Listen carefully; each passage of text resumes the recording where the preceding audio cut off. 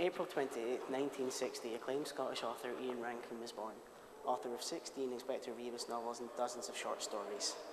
And as he celebrates turning 50, I took to the Central Library in Edinburgh to find out what people really think of his novels. So, why are you a fan of Ian Rankin?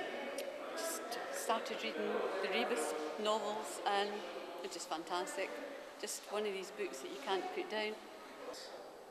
Well, I'm not a native Edinburgh person, so I started reading them when I lived in England. But since I've lived in Edinburgh and seen the venues and seen the places and the locations, I've become even more of a fan. So, and I just find him very entertaining, very personable, very interesting. And I just love to see him when he can be seen. You won't be able to use that now because it's all like broken glass. I think they're really compelling, they're nice, fairly easy reads, but they're got lots of substance as well. Yeah, I quite like some of them. What do you like about them? I think the sense of place.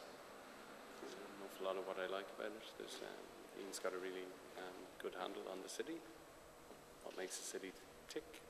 So do you think the Central Library was a good choice for the celebration? It's a brilliant choice because, of course, it features in that very first Rebus novel, Noughts and Crosses.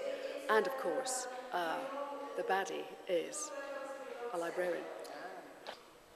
Yeah, but obviously I work for the library, so I would say that, wouldn't I? That wasn't very good of me. That's like saying the waiter did it at the mousehold. The mousetrap, isn't it? Well, with the celebrations almost over, I'm standing outside the reference section of the Central Library where it's being held to find out how people enjoyed their evening. I've had a lovely night and I thought it was everything I wanted, and it had cake and champagne as well. Can't be beaten. I've had a very good night. People have been giving me presents, which I wasn't expecting, and it was a huge cake and some fizz. And the conversation was fantastic, the audience were great. And I sold some books, which you don't normally do at your birthday party, you know.